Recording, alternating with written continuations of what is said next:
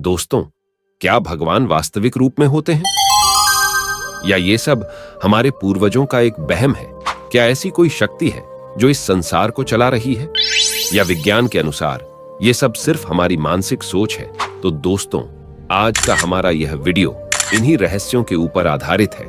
आज की अपनी इस वीडियो में हम कुछ साक्ष्यों के साथ ऐसे सबूत भी पेश करेंगे जिन्हें कोई झुठला नहीं सकता, और इन सबूतों से साबित हो जाएगा कि भगवान आज भी इस धरती पर विराजमान है। आज हम अपनी इस वीडियो में एक नहीं बल्कि एक एक करके 20 ऐसे सबूत उदाहरण के साथ आपको दिखाएंगे जिन्हें देखकर आपकी आंखें खुली की खुली रह जाएंगी और आपको भी यकीन हो जाएगा कि भगवान वास्तविक रूप से हैं। तो चलिए वीडियो शुरू करते हैं और जानते हैं भगवान होने के जिंदा साक्ष्य। आप देख रहे हैं रोज का ज्ञान यूट्यूब चैनल। नंबर 1, रावण का महल। दोस्तों, भगवान के होने का सबसे बड़ा साक्ष्य रावण का महल है, जो कि श्रीलंका में मौजूद है, जिसे हनुमान जी ने पूरी तरह से आग से जला दिया था, जिस कारण यह पूरा महल काला पड़ गया था। आज भी रावण के महल से जुड़े हुए कई अवशेष आपको श्रीलंका में देखने को मिल जाते हैं, जो यह प्रमाणित करते हैं कि अगर रावण का महल था तो भगवान श्री राम जी वास्तव में मानव रूप में धरती पर आए थे। नंबर 2, भगवान प्रभु श्री रामचंद्र जी के होने के सबूत। दोस्तों, भगवान प्रभु श्री राम के होने का सबसे बड़ा साक्ष्य वाल्मीकि जी के द्वारा लिखी गई रामायण है, जिसमें भगवान प्रभु श्री राम जी के जीवन की संपूर्ण जानकारी है। यह भगवान प्रभु श्री राम जी के होने का दूसरा सबूत है। इसके अलावा रामचरितमानस में भी भगवान श्री राम जी के वास्तविक रूप में धरती पर होने के सबूतों को आप पढ़ सकते हैं। नंबर 3, पानी में तैरता हुआ पत्थर।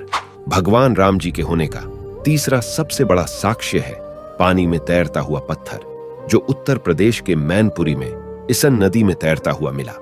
इस पत्थर पर भगवान राम का नाम लिखा हुआ है और यह पत्थर आज भी पानी में तैरता है, जो करीब 5 किलो 700 ग्राम वजनी है। नंबर 4, राम सेतु। दोस्तों, आज भी राम सेतु के अवशेषों को दक्षिण भारत से लेकर श्रीलंका के बीच समुद्र में बने पत्थरों की श्रृंखला के रूप में देख सकते हैं, जिसे प्रभु श्री राम जी ने त्रेता युग में वानर सेना की मदद से तैयार करवाया था, जिसके ऊपर से चलकर प्रभु श्री राम अपनी पूरी वानर सेना के साथ लंका में प्रवेश करते हैं। भगवान के होने का यह चौथा बड़ा साक्ष्य, जिसे आप वीडियो में देख सकते हैं। आज इस राम सेतु को कुछ लोग प्यार की निशानी मानते हैं, क्योंकि 30 किलोमीटर समुद्र तल के ऊपर बना यह पुल भगवान श्री राम जी ने सीता माता को वापस लाने के लिए बनवाया था। नंबर 5, अशोक वाटिका। दोस्तों, भगवान राम के होने का 5वां सबसे बड़ा साक्ष्य अशोक वाटिका है, जहां पर रावण ने सीता माता को अपहरण करने के बाद रखा था। ऐसा कहा जाता है कि जब रावण ने सीता माता का अपहरण किया था, तब उनको इस एलिया पर्वत नामक स्थान पर एक गुफा में रखा गया। यही वह जगह है जिसे आप वीडियो में देख रहे हैं, जहां पर रावण का पुष्पक विमान उतरा था, जहां सीता माता को रखा गया था। इस जगह का नाम गुरुल पोटा है, जिसे आज लोग सीता कोटुआ के नाम से जानते हैं। इसके अलावा एलिया पर्वत के ऊपर सीता माता जी का एक मंदिर भी बना हुआ है, जो कि इस बात की गवाही देता है कि यहाँ पर सीता माता को रखा गया था। लोग इस मंदिर के दर्शन करने के लिए दूर दूर से आते हैं। नंबर 6, ब्रह्मास्त्र। ब्रह्मा के द्वारा बनाए गए ब्रह्मास्त्र का वर्णन रामायण और महाभारत जैसे ग्रंथों में देखने को मिलता है। ब्रह्मा जी ने ब्रह्मास्त्र को सृष्टि संरक्षण के लिए बनाया था, जिसका धमाका आज के न्यूक्लियर बॉम्ब जैसा है। वैज्ञानिक भी इस बात को मानते हैं। नंबर 7, भगवान श्री कृष्ण जी के होने के सबूत। भगवान श्री कृष्ण के होने का सबसे बड़ा साक्ष्य महाभारत महाकाव्य ग्रंथ है, जिसे महर्षि वेदव्यास ने लिखा था। महाकाव्य ग्रंथ में महर्षि वेदव्यास ने महाभारत काल की सारी रचनाओं का वर्णन किया है, जिसमें श्री कृष्ण भगवान ने पांडवों की मदद की थी। इसमें भी कई साक्ष्य देखने को मिलते हैं। नंबर 8, जगन्नाथपुरी का मंदिर। भगवान जगन्नाथ के होने का सबसे बड़ा साक्ष्य है जगन्नाथपुरी का मंदिर। इस मंदिर के ऊपर ना तो कोई पक्षी बैठता है और ना ही उड़ता है, जिसके चलते सरकार ने भी इस मंदिर को नो फ्लाइंग जोन की श्रेणी में रख दिया है। इसके अलावा इस मंदिर का ध्वज हवा में उल्टी दिशा की ओर लहराता है। यह चमत्कार भगवान जगन्नाथ जी के होने का साक्षात वर्णन करता है। नंबर 9, द्वारका नगरी। महाभारत काल में द्वारका नगरी का वर्णन किया गया है। इस नगरी के राजा भगवान श्री कृष्ण जी थे, जिन्होंने इस धरती से जाने से पहले द्वारका नगरी को समुद्र में डुबो दिया था। आज इसके साक्ष्य गुजरात के समुद्र तल के किनारे में मिलते हैं। पुरातत्व विभाग को समुद्र के नीचे एक सुंदर पुराना शहर मिला है। पुरातत्व सर्वेक्षण की छानबीन करने के बाद सबूतों के आधार पर पाया गया है कि यह द्वारका नगरी है। नंबर 10, भगवान हनुमान जी के होने का सबूत। हनुमान जी की अमरता के कई साक्ष्य रामायण महाकाव्य में हमें देखने को मिल जाते हैं। जब हनुमान जी ने अपने हृदय को चीरकर प्रभु श्री राम और माता सीता जी के चित्र का दर्शन सबको करवाया था, तब माता सीता जी ने हनुमान जी को अमर होने का वरदान दिया था। तब से लोगों का मानना है कि आज भी इस धरती पर भगवान हनुमान जी रहते हैं। कई महापुरुषों ने इनके दर्शन भी किए हैं, जिनमें स्वामी रामानंद जी और स्वामी तुलसीदास जी शामिल हैं। लोगों की ऐसी धारणा भी है कि जब अगर कोई सच्चे दिल से हनुमान जी की प्रार्थना करें और उन्हें पुकारे तो हनुमान जी उसे संकट से उबारते हैं और उन्हें दर्शन भी देते हैं। नंबर 11, लिपाक्षी पद चिन्ह। भगवान हनुमान जी के होने का 11वां सबसे बड़ा साक्ष्य लिपाक्षी का मंदिर है, जो आंध्र प्रदेश के अनंतपुर जिले में स्थित है। ऐसा कहा जाता है कि जब जटायु दर्दनाक अवस्था में तड़प रहे थे, तब प्रभु श्री राम जी के साथ हनुमान जी इस जगह पर आए और जटायु से मिले थे। तभी यहां पर हनुमान जी के पद चिन्हों के निशान पड़े। नंबर 12, लंका में पद चिन्ह। दुनिया में अलग अलग जगहों पर भगवान हनुमान जी के पैरों के निशान मिले हैं, जिसे भगवान हनुमान जी के इस धरती पर होने के सबूत के रूप में देखा जाता है। ऐसे ही एक पैर का निशान श्रीलंका में भी है, जब भगवान हनुमान जी सीता माता की खोज करने के लिए दक्षिण भारत के समुद्र को लांघकर लंका में पहुंच गए थे। जहां पर पहुंचकर हनुमान जी ने अपना पहला कदम रखा था, वहां पर इनके पद चिन्ह देखने को मिल जाते हैं, जिसके अवशेष आज भी वहां पर स्पष्ट रूप से दिखाई देते हैं, जैसे कि आप वीडियो में देख रहे हैं।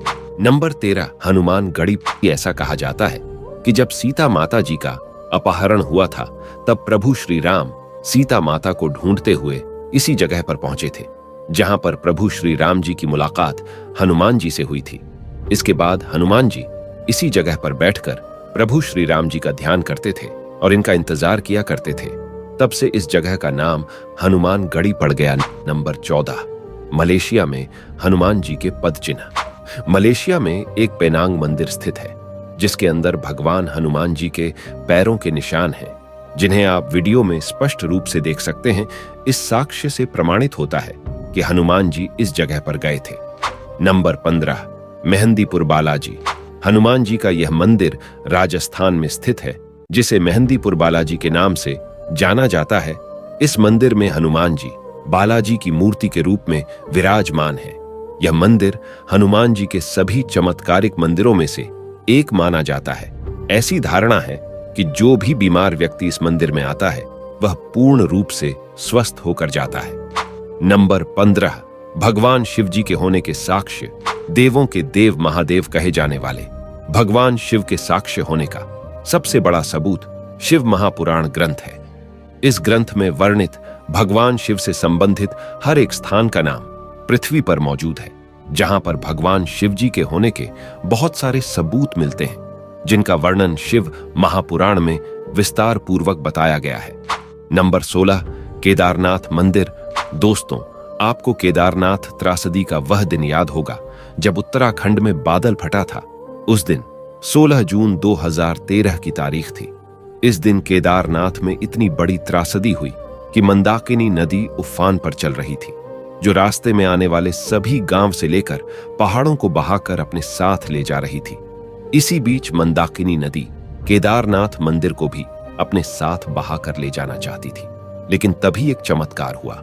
केदारनाथ मंदिर के समक्ष एक शिला प्रकट हुई, जिसने पानी को 2 हिस्सों में बांट दिया और केदारनाथ मंदिर सुरक्षित इस जल प्रलय में भी खड़ा रहा।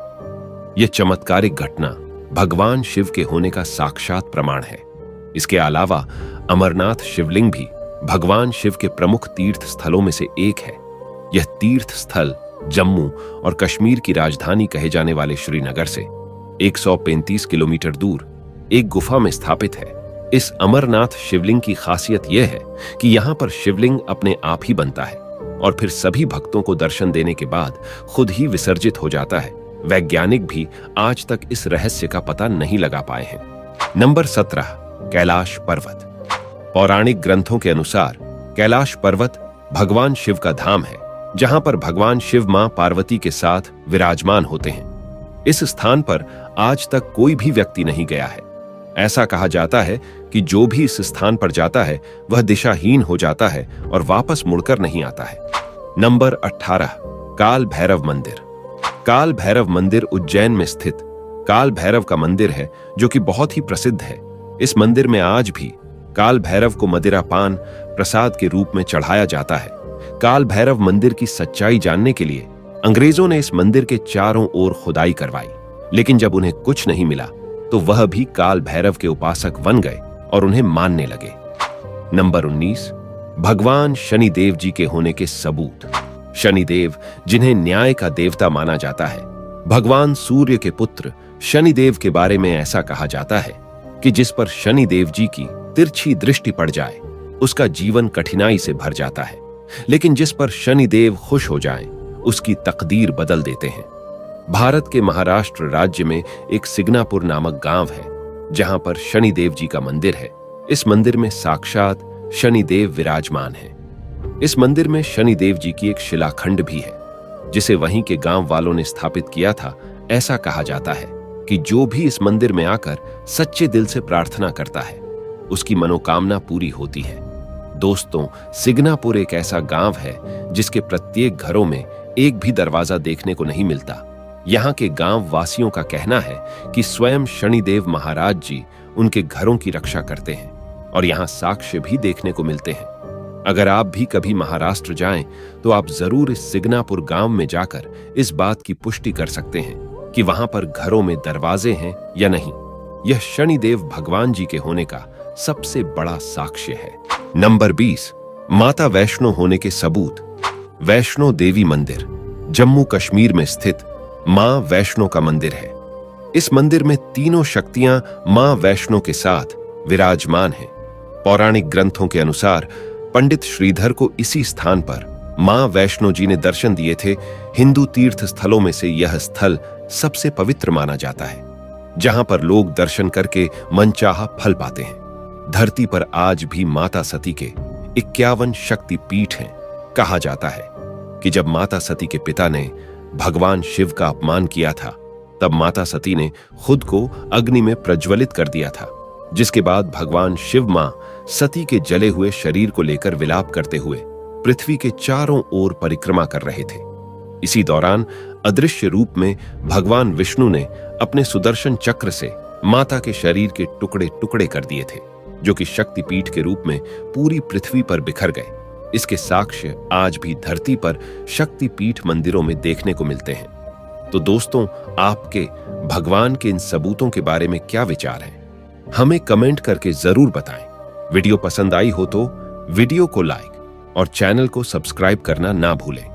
मिलते हैं अगली वीडियो में, तब तक के लिए सभी को जय सिया राम।